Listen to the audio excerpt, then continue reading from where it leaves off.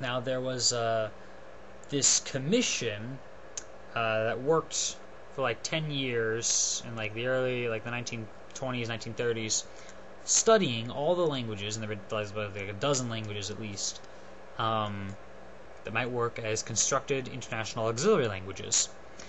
And after all this studying, they eventually decided that none of the languages really met up. And the big problem with them, they found, was that, well, with at least one type of these languages, was that you had to learn an entirely new vocabulary. You know, you had to, and regular is the grammar baby, and many things are very good. And by the way, there are other benefits to Esperanto. Apparently, they did a study where, like, okay, they had two groups of like high school students who only knew whatever language it was, whatever country they lived in. They knew just the one language they were raised with. And so they had, okay, the one of you, you're going to spend 4 years learning French, and the other you're going to spend 1 year learning Esperanto, and then 3 years learning French. And Group B did actually better, because the 1 year learning Esperanto was so much easier. It basically teaches the brain to compute languages. And so your further languages, so the theory goes, so that study said, what makes it easier. That's interesting. But anyway, on the thing of learning entirely new vocabulary, we came up with another language called interlingua. And this is based on, as much as possible, the vocabulary of existing languages. So, maybe recovery or something.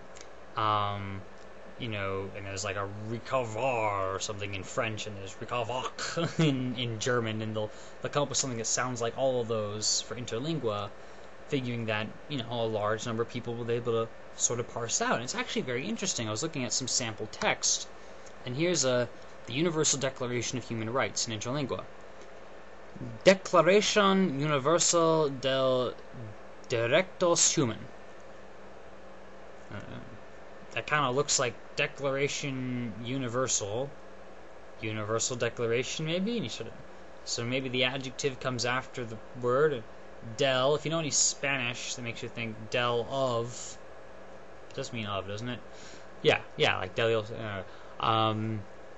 Directos human. I don't directos, but human somethings. Okay.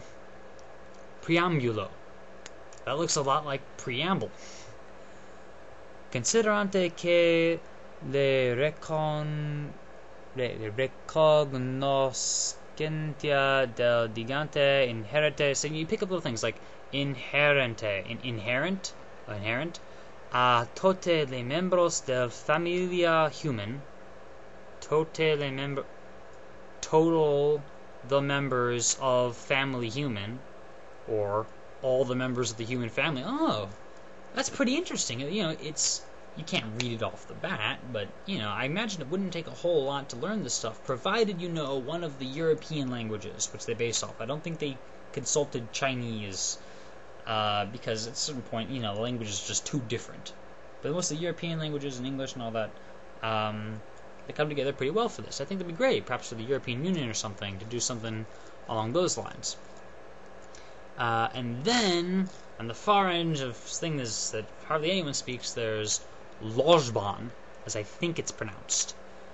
Every time you do one of these languages, you have to go through and look at all of the way they pronounce each of the letters, which is different every time for each language, and all the complexities. And this is a diphthong, and this is a rolling, and this is make sure you aspirate on this letter. Oh, I totally know what that means. Bah. So Lojban was based on Loglan, and it's meant to be a logical language. And to get rid of any of the ambiguities you find in any other languages, including the ones I just recently said, and to express things exactly as you mean to express them. Which is to say, you can be ambiguous if you like, you can be humorous also if you like, you don't have to be a Vulcan if you're speaking Lojban, but if you want to, you can be exact. So, we might say things like, they give an example of Pretty Little Girls School. Now that could be in any living. That could be, a fairly small school for girls, or a school for fairly small girls, or a school for girls who are pretty and little, as in small, or a good-looking school for little girls, or a, or another thing like, he ran behind the bar. Like, was he already behind the bar and he started running, or did he run to there with that is his final destination? Little things like that, which apparently really ignore the Lojban people. The idea actually being that if we use a fully logical language, that we might actually think more logically, we would express with more exactness what we mean, and communication gets better and stuff. I don't know. It's interesting. It's pretty weird, really. They essentially break all the rules. Like, nouns and adjectives and verbs are all like one group somehow. They're all like one thing almost. And they have assignable pronouns though. I found that interesting. You could be like, it's like something like fee, fa, fu, fe, fo. You could be like Bob fee, and now suddenly the pronoun fee refers to Bob, and it's not masculine, it's not feminine, it's not anything. It's just I've assigned this to Bob now.